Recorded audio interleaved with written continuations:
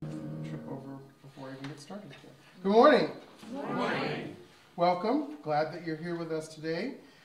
Just a couple of reminder announcements. One, we are still preparing a special solstice service on December the 22nd, and there is a musical rehearsal happening this coming week, so we're excited about that.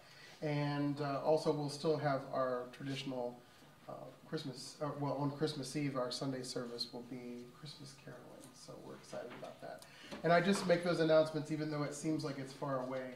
It's like a month away, if you haven't noticed. So it's like, there's a little bit of alarm, like I gotta get something organized. But anyway, so just make sure that we know that the solstice service is at 7 o'clock here in this room, and we'll have more information to follow. Another announcement that I wanted to make is that for the next 3 Sundays, well, including today, I should say, Barbara is joining us today by a recorded video, and then she and I have talked over, and I'm going to help lead that with you, the discussion after the presentation. Then next Sunday, we have Claudia, I forgot her last name. Schmidt. Why is that hard to remember? Anyway, Claudia Schmidt's going to be joining us in person on the 3rd, and then on the 10th we have Thomas Earthman, who is with the Unitarian Universalist Religious Education Society, who's going to join us by Zoom and share with us some insights. And on the 17th of December, Kathleen is going to be our presenter, and we're really excited about that. And then you'll have to put up with me for the rest of December. So there you go. And now I also want to invite any announcements that you might have to share with us. Do we have announcements?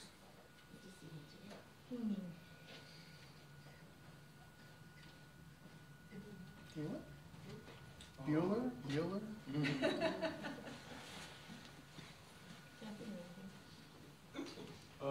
We're going farm shopping later. Oh, that's right.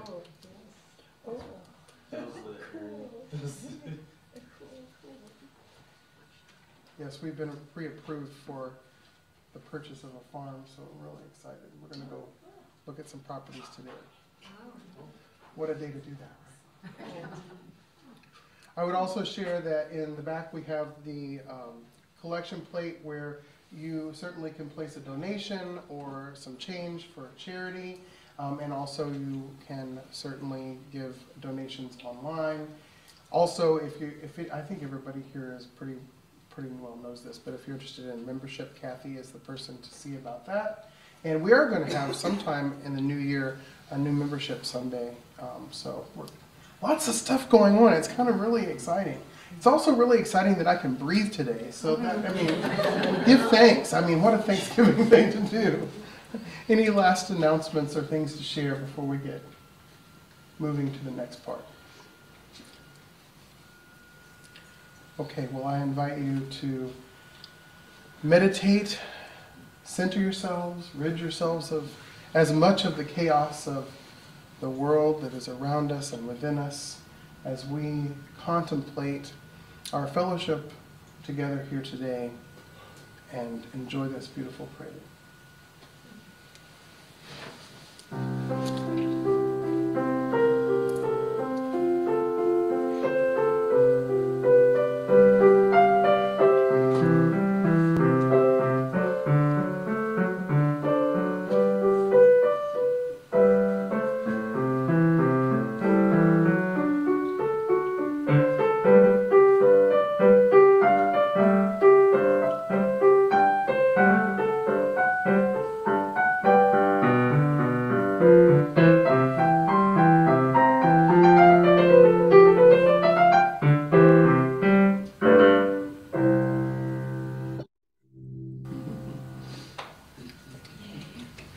I don't think that was part of the prelude. No,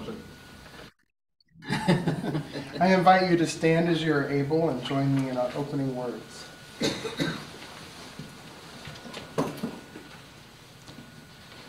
That's okay. Home is where you put one foot on the porch, and before your other foot even touches the landing, the door dances open. And the first thing you see is a huge smile. And the first thing you feel is a huge hug. And the first thing you hear is your own name. Spoken with excitement and elation and jubilation and so much love. Home is where you don't have to be anybody but you. You don't have to be good enough or clean enough or smart enough or strong or pretty enough or think only the right thoughts or believe only the right beliefs or guard your heart.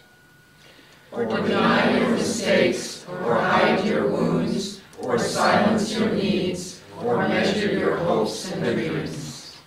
You don't have to pretend to be somebody you're not. So you can belong, because at home you belong already. Come on in.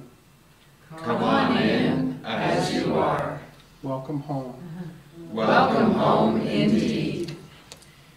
In the spirit of welcoming us all home this day, we light this chalice as a community, and we say together, May the light we now kindle inspire us to use our powers to heal with love, to help with compassion, to bless with joy, to serve you, Spirit of freedom, in the fullness of community. And now turn to hymn number 298, Wake Now My Senses, and join us in our opening hymn.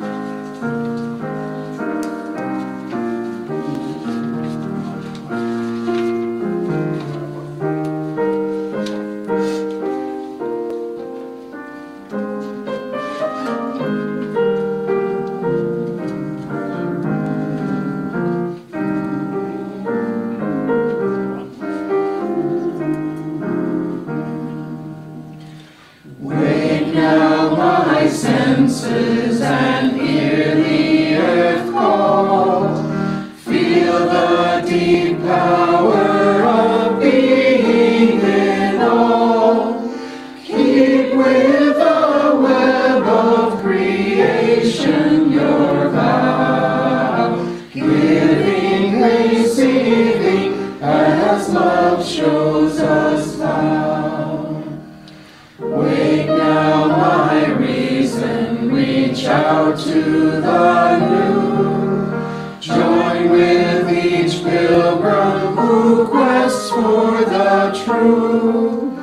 Honor the beauty and wisdom of time. Suffer thy limit and praise the sublime. Wake now compassion, give heed to the cry.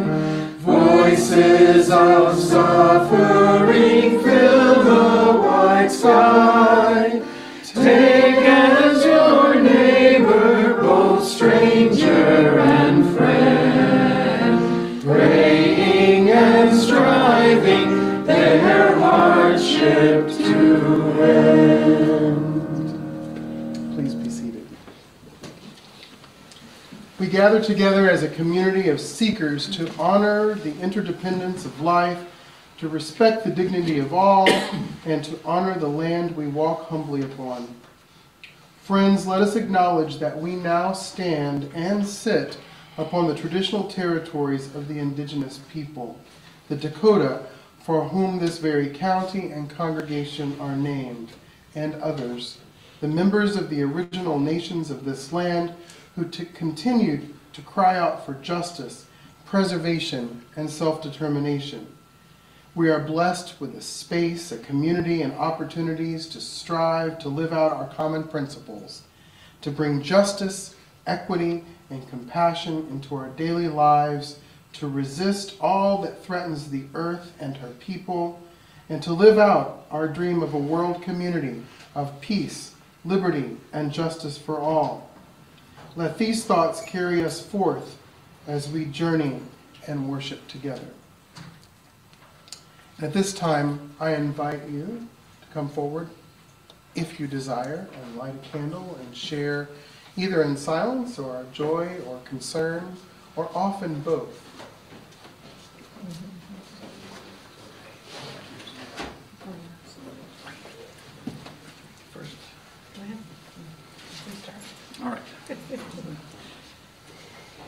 This is a joy. Kelly's birthday is tomorrow. Happy birthday. Thank you. And we're going out to celebrate with birthday boy back there with Peppy and all them. And we have another joy. Our daughter Emily announced that she's engaged yesterday. And they're getting married maybe next fall. And she is right now preaching at a Presbyterian church in Mankato, doing a musical sermon presentation.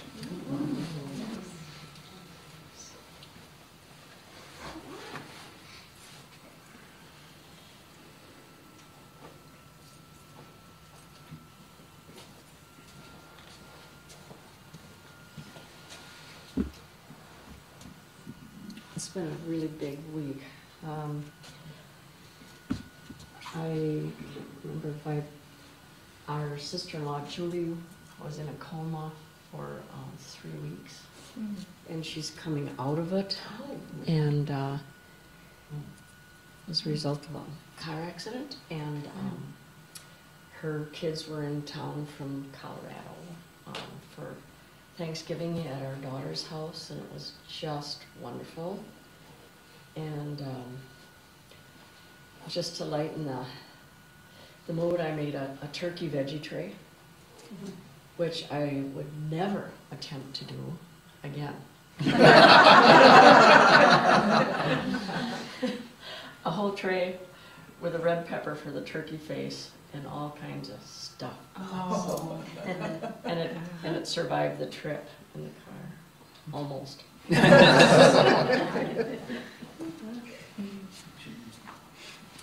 Yes. I forgot to light another candle. Megan went into the hospital yesterday and she asked me to light this candle. They don't know exactly what's wrong yet, or at least I haven't heard. They're still doing tests and she's in observation. They do know she's very anemic, but that's all they know right now. They don't know But she why. was able to have a nice conversation on the phone, and she sounded good. Where is she at? Yeah. United. Okay. St. Paul. Oh, and she did say, she declined visitors for today, if anybody wanted to go. She's gonna have tests and she's just gonna. she's Try to gonna get test sleep. every week, so, Yeah. yeah.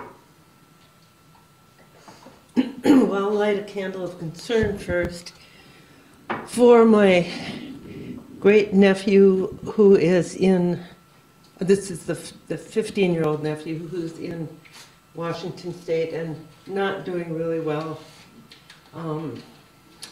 Series of problems, even get in trouble with the law, and ran away last weekend, but he came back, but obviously problems. And then we'll top that off with a candle of joy for my other great nephew, the little one, who I've been talking to Kelly about because he's so smart and so athletic and so adorable and so good, but he wasn't talking at all. And we both said, well, one day he will. I was there for Thanksgiving, and word after word, no sentences, but lots of words. So that was thrilling.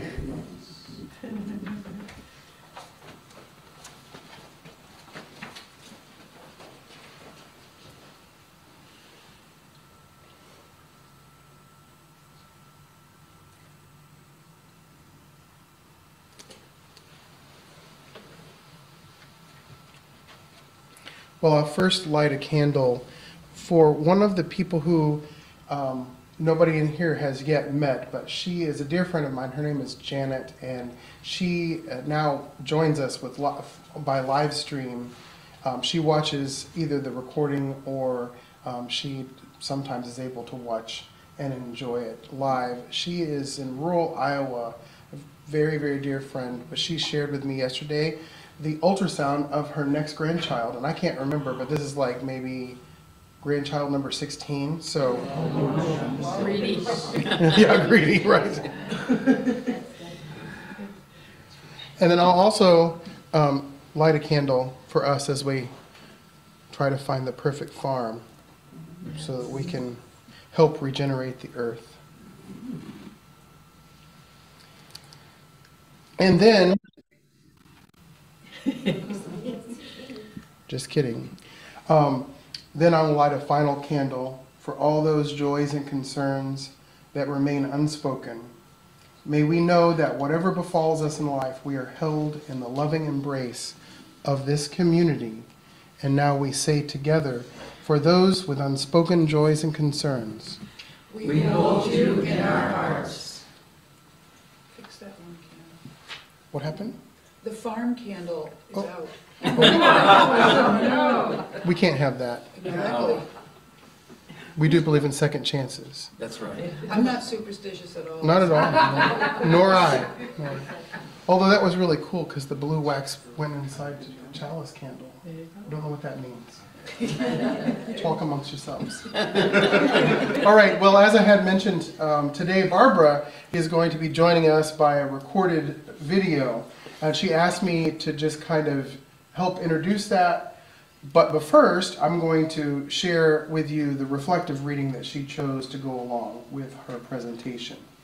The title of this reflective reading is Autumn Isn't a Season of Death, It's a Season of Preparation. And it's by Declan Wilson. There's this weird fetish among party poopers when summer ends. As soon as the first PSLs crop up, and overly fluffy sweaters are socially acceptable, these party poopers love to remind people that fall isn't as cracked up as it's made out to be. Oh, you love the changing color of the leaves? They cackle in their cutoffs. I guess you love watching things die. It's a strange clapback to say one enjoys watching things die. I mean, everything at all times is in the process of dying. So technically, watching things die is all we do. Autumn is no exception. However, the trees aren't dying, not in that sense, they're preparing. I grew up in western Pennsylvania and know the process well. Summer ends, the days grow shorter, footballs are kicked around, go Vikings, and the leaves change their hues. Eventually, they fall, and we're left with barren trees. It's been years since I learned about photosynthesis in grade school, but I'm pretty sure the trees lose their leaves because the tree juices become hard and cold and can't flow throughout the trunk and branches, or something like that. I'm sure Bill Nye has a better answer. But the process is always the same. After a season of growth, trees shake off unnecessary leaves and fall asleep for a bit of rest. They aren't dead, they're simply suspended in a temporary and necessary state of waiting. It feels sacrosanct to admit within a culture that worships productivity that sometimes we just need to chill for a second. Winter happens to be a slow time for me as well. The days are short, and most of the time I want to cuddle up to my wife on the couch. I put on my big ugly socks and sign out of my computer. I don't even bother with an away message for my emails. People will get the gist of that. I'm not as productive, but I don't have to be. It's not my growing season. Like the trees, I shed the unnecessary and wait. Of course, pine trees are an exception to the rule. They never rest, but those things are prickly and get sap all over your hands. Don't be a pine tree. You sit out the cold all winter, and all for what? A chance for someone to cut you down and dress you up in tinsel and tiny lights? Be a tree. Take a rest. And so, as we begin to prepare for Barbara's presentation, one of the interesting things is this is in the traditional church history. Today is the last Sunday of the church season. And so in many churches today, there is, some people call it Christ the King Sunday. Some people, like me, called it the Reign of Christ Sunday. And this is in the Christian tradition. And so that means that next Sunday is the first Sunday of Advent. And we're going to have a special guest for that. But this is interesting to me because as Barbara and I chatted before she made this video, it's like we're preparing to prepare. Because Advent is a time of preparation. But often we don't pause, especially during the busy season right after Thanksgiving, to say, okay, we need time to prepare ourselves so that we can start to work with our community to prepare for what's coming. And that involves also rest. So with that introduction, hopefully I did that justice. Barbara, feel free to lend your ears to our dear friend.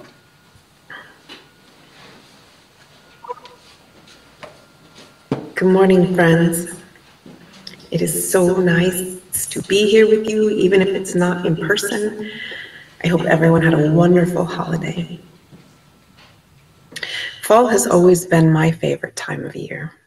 I love everything from the chill, crisp air that whisks away the summer heat to the hearty fruits and vegetables that are as flavorful as they are brightly colored, to the warm, earthy spices wafting, enticing our senses as we mull wine or make pumpkin everything, and the gentle crackle of burning wood as we snuggle under the velvety softness of our favorite blanket beside the fire.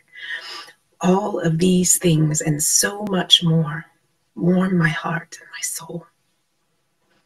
It's like a well-planned bedtime routine that prepares my being for the reflective reclusion of the winter to come. Recently, I was expressing to a friend how much I love fall. He's a rather blunt individual with an odd sense of humor that often offers me opportunity for lessons that I wouldn't get otherwise. He responded to my statement about my love of fall by saying, "So you like watching things die?" Rest assured, my friend has a good heart and only hopes to help people think more about what it is they're saying and meaning, and his question helped me do just that. I had to take some time before I could really respond. He's right. The changing colors that are so bright and majestic are the announcement that that leaf is dying. If you look at stories of old, the dwindling sunlight and chill in the air is about death and passing. This entire season of fall is in preparation for an end that most assuredly will come. As I was preparing for today's service, I came across this short article that spoke directly to my point. I giggled when I read the quote at the beginning where the person said, "So you like watching things die?" I couldn't believe it. I'd never heard this question before my friend had said it in regards to fall, and it didn't occur to me that others would have this thought as well. And then the author responded to this question with this: everything, at all times, is in the process of dying. So technically, watching things die is all we do. Autumn is no exception. However, the trees aren't dying, not in that sense. They're preparing.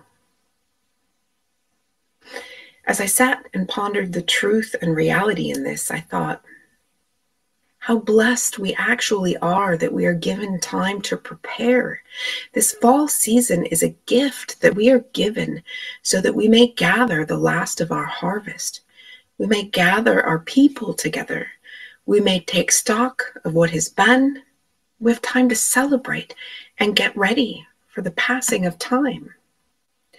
I know typically recalling the past year and all of its events is a project that we save for New Year's. And we can save the big news and the world events for New Year's, but doesn't recalling the past year and the passage of time actually begin in fall when we start our harvest?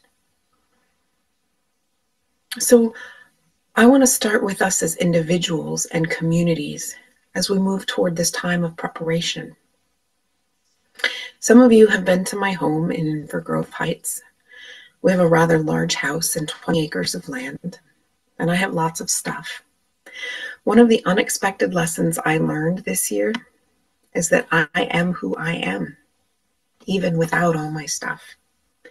Without my house or my office, I can still walk with people on their journeys. I can still provide space and encouragement for their growth. I can live in a 10 by 12 shed quite comfortably while doing so. I can take a mundane sales job and turn it into an opportunity to connect with people. Everywhere I go, there I am. And I get to choose who I am as I stand there. In this past year, I have planted dreams, watched them change and evolve. I've suffered loss and uncertainty, and never once considered that I wouldn't keep moving forward. I've learned how to express myself and my feelings more effectively. I have learned, again, that oftentimes what I need is what others need too. When I first began my journey in Unitarian Universalism, we had an intern minister at the church I served. Her name was Rebecca Bryan. She became a very good friend of mine. We even ordained her on my birthday that year. She is brave and strong and transparent with her life experiences. And out of all the time she spoke to me or our church, I remember one line more than any other that she said.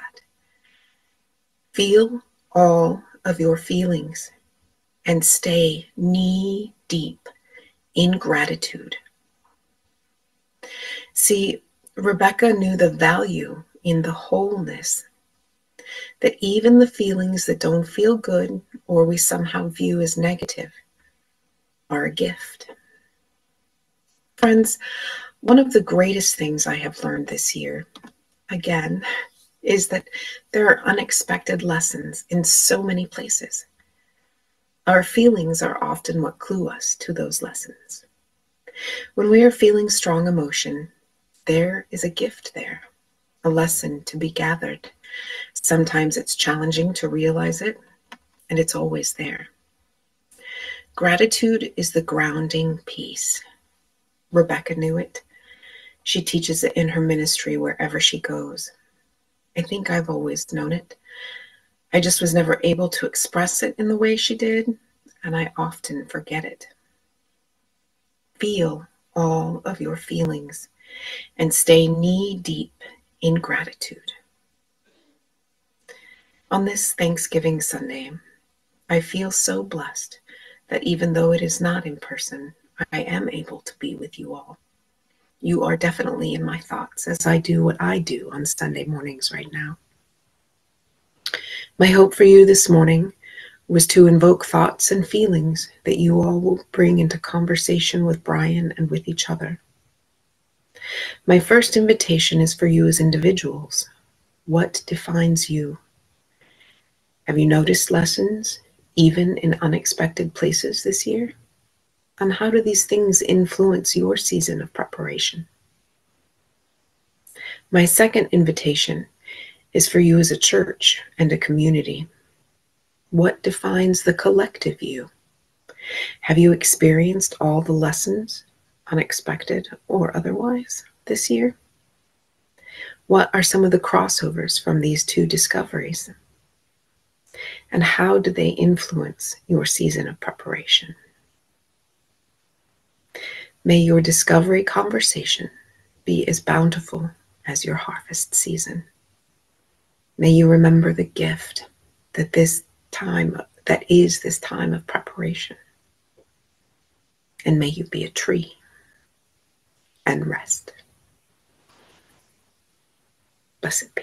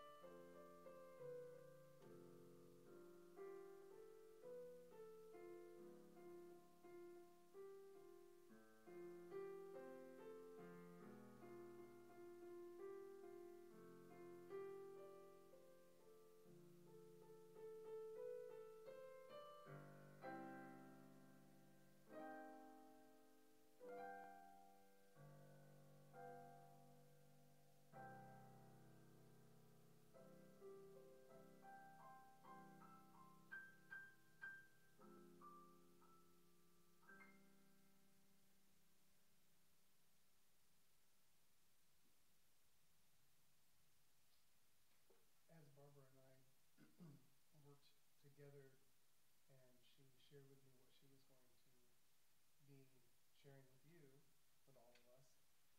She envisioned a little bit more time than typically that we have for reflection. So I invite us into that time of reflection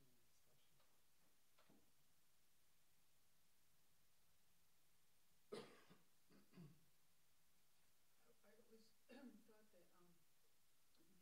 I always thought that a forced recognition of gratitude at Thanksgiving, it was kind of pretentious.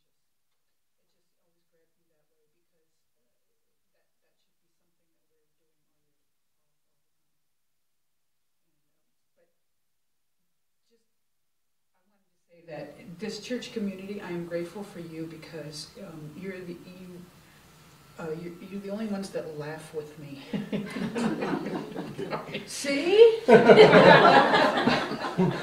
It works.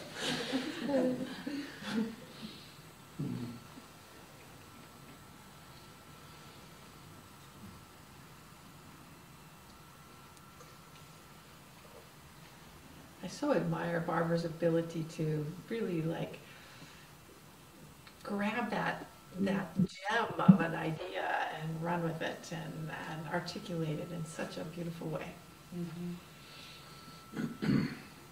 In response to you, Alice, I will say I do agree that the going around the table and having to say one thing you're thankful for, that is hokey.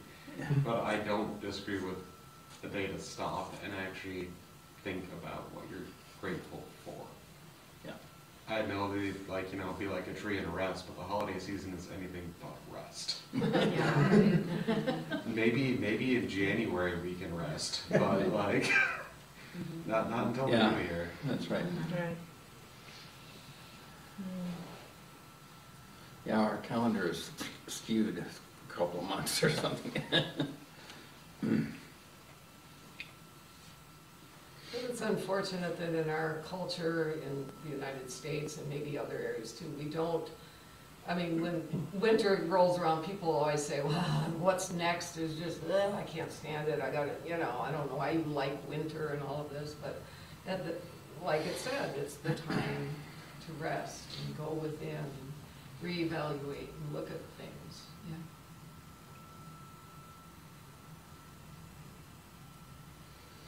And there's two reasons why trees drop their leaves. One is that it has to preserve the chlorophyll, so the chlorophyll goes back into the other part of the tree. That's the green part that catches the light and turns it into energy, okay, for the plant.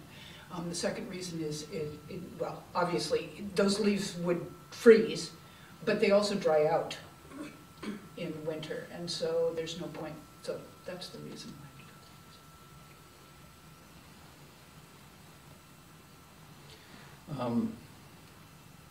One of the things, one of the positive things about this time of year regarding snow that I find beautiful is, and kind of includes your looking at farms today, is I love the imagery of plowed farm fields with snow in the valleys of all the rows. And a lot of times with that dim light at dusk or whatever, it just is beautiful. And I always notice that and try to appreciate it when I see that.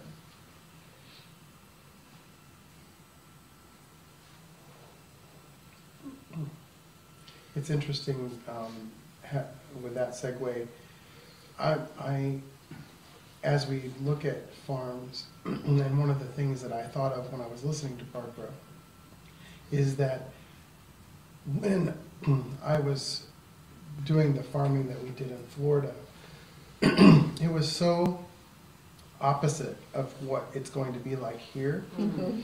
Yes. And I actually am very thankful to be able to get the chance to do the regenerative agriculture that we do in accordance with the natural rhythm of nature, because in Florida we farmed in the winter, Right. and then we just tried to stay cool in the summer and let everything just kind of do its thing. And I know there's this beauty in being able to actually rest in the winter when you're supposed to rest. And that just seems more balanced. So I'm thankful to be able to have that opportunity, because I always felt a little out of kilter doing that opposite rhythm. Be careful, I don't think you rest, you fix your equipment. You do a different kind of work, I should say. Right? But it's a different pace, for Yeah. sure. And meet with the banker and. And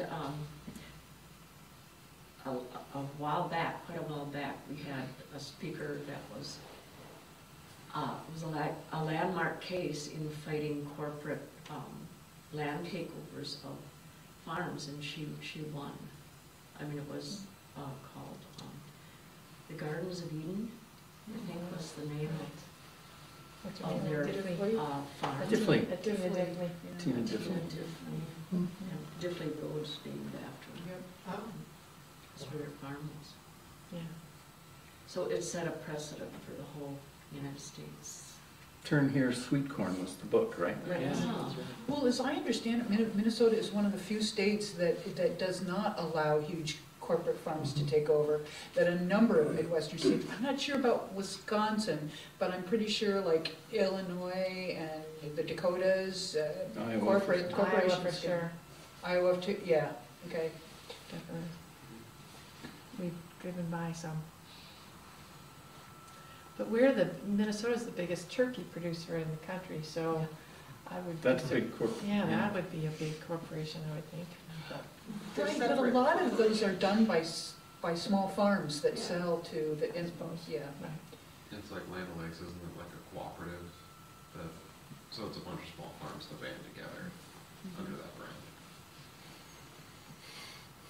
Well, yeah, But again, that's an area, so but like turkeys can do that too.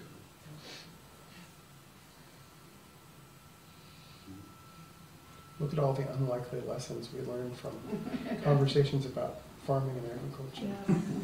well, the biggest cooperative in the United States is Senex Land Harvest Estates, which is in Inver Grove Heights.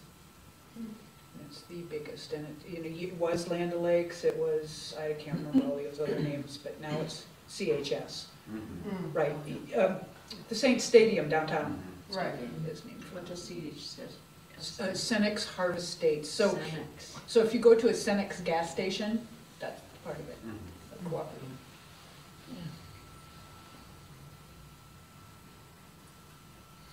Somehow I like the phrase, stay knee-deep in gratitude. I like the idea of it not being easy to get out of.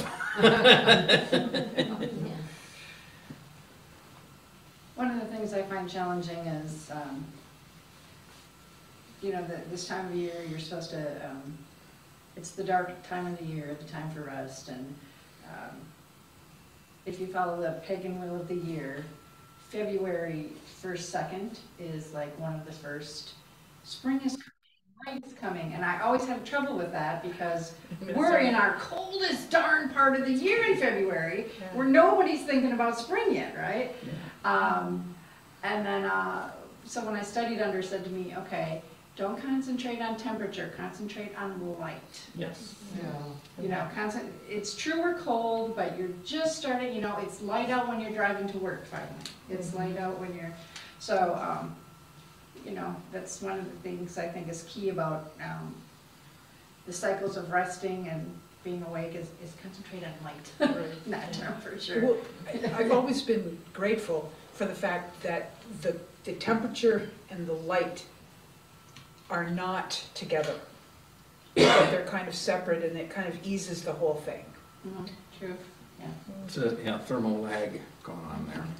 I heard an address, I guess you would call it, or a presentation at an Imbolc service where it began with an unlikely title, Let There Be Light. And I was like, oh, where are we going with this? Because I'm thinking, okay. But she made the point that first there must be light, and then comes life. And that was like 4 years ago. And if you don't, most of you probably know Imbolc, but it's February the 2nd-ish, and that is the, in between, in the wheel of the year, it's every 6 weeks, there's some special festival that revolves around the solstice and the equinox are the four main ones. Well, I guess not main, that's another conversation, but, and then 6 weeks in between each one, there's another Sabbat, and Imbolc is that one. And I also, like in Florida, Imbolc was wonderful because it's beautiful. That's when the Florida State Fair is in February. So I'm like, I'm showing chickens and having a great time. So it's going to be a new ideology. But I saw a wonderful earthy depiction of the goddess under the ground, under the frozen ground, getting ready to push things up out of the ground. And I just getting cold chills as I think about that. That's what's going on at Imbolc too. And so that's another unlikely lesson of gratitude in the depths of the bleak midwinter. It's not so bleak. It's when the great horned owls are nesting, start laying eggs.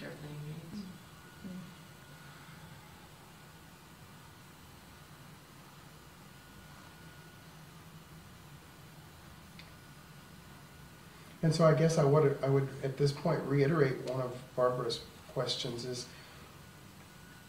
over the past year, even in the past few months, how are the lessons that we as a collective guiding us towards a different possible future as a congregation, as a place where people are experiencing radical hospitality, and as the opening words suggested, like, people can call this home, where we're not judged for who we are and all of those things. What does that mean for us?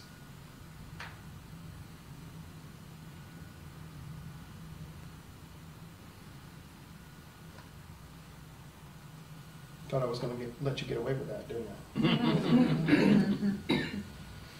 I? I think it means just sharing who and what we are to people out in multiple different ways. Online presence, maybe having cards to give to people or send postcards out or whatever. And letting them share who they are with us. Right. I didn't say that right, but you know what I mean? Inviting them.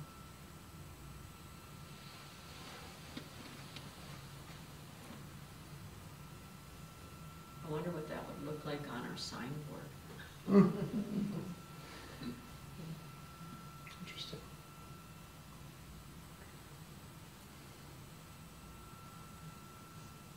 What, radical hospitality?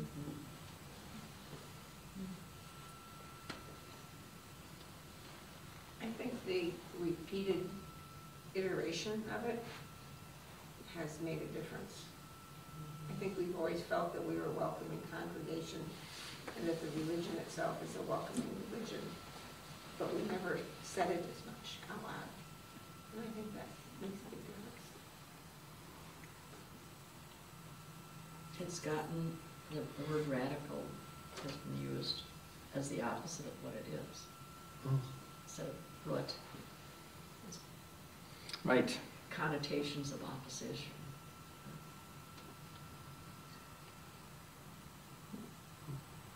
It's funny how the meanings of words kind of change a little bit with how people start to use them. Like radical, which isn't really what it, doesn't mean what people have been using it to mean as much as.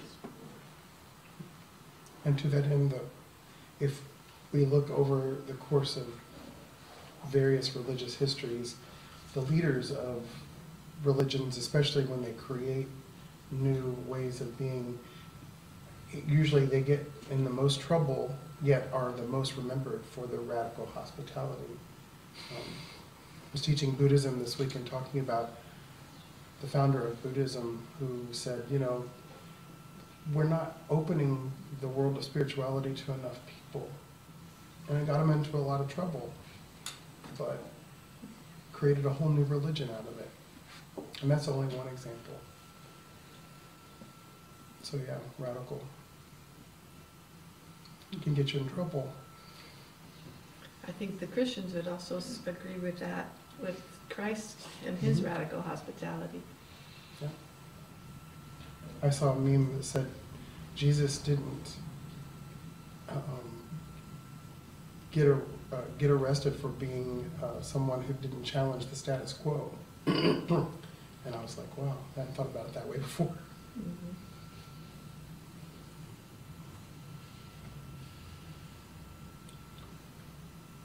Well, as we move forward and continue our reflection into the time after service, hopefully these thoughts and discussions have helped us move our gratitude into the knee-deep category if it wasn't already there. And may we be continually mired down in gratitude. I love that.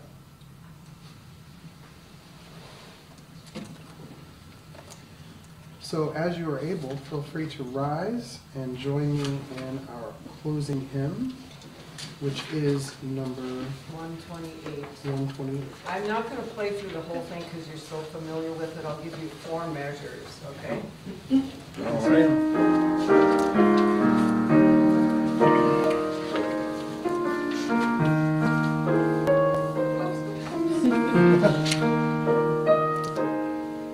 For all that is our life, we sing our thanks and praise.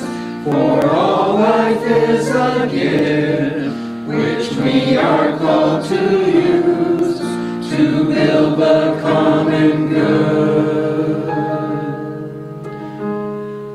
and make our own days glad.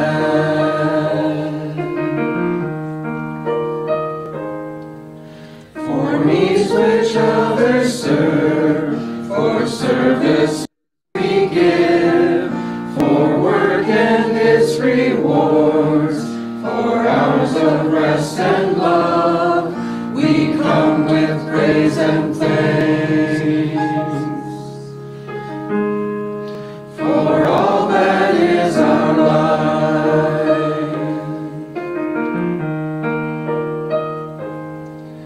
for sorrow we must bear, for failures, pain and loss, for each new thing we learn, for fearful hours that pass, we come with praise and thanks.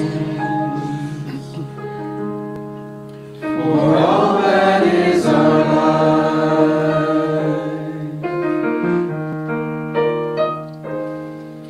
for all that is our life, we sing our thanks and praise.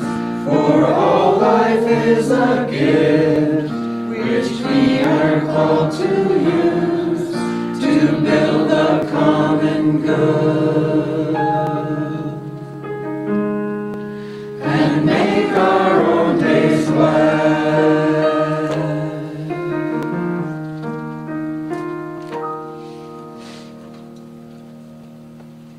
As we go forth from this place, having considered what it is to give thanks for the lessons of life, individually and collectively, in a season of preparation and in a season of rest, may we go forth in love, seeking meaning, and making the whole world new. Go in peace.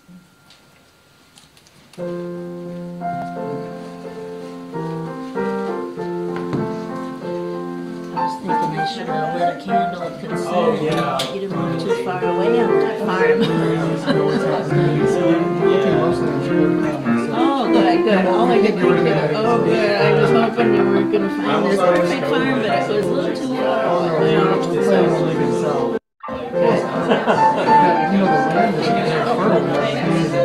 No. That's exciting. And then one other question. Are you going to, my daughter's coming from California with her 2 children, and I invited her to come to the solstice service. I don't know if they will, because it's the day before they fly back. But, will there be anything for kids, or do you just? There will be now. Okay, well, I will let you know. I love that. I know. I'll always have something prepared. I don't know, it'll depend on how tired the girls are, they're 4 and 6. So it's maybe gonna be a last minute That's the thing, I don't think that anybody would be upset if I wrote a children's just threw something in there. No. So yeah, that gives me a great idea, because we're gonna do like 9 little readings, and so one of them will be a children's thing, and I'll just sit on the floor or in the chair. Adults can enjoy that too. For sure.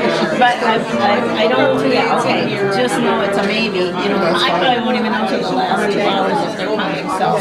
It's always good to have something prepared, and like I said, nobody's gonna get upset having a children's story, because we all have that inner child. Oh, yeah, we love children's stories in our congregation. Okay, thanks. Thanks for letting me know. I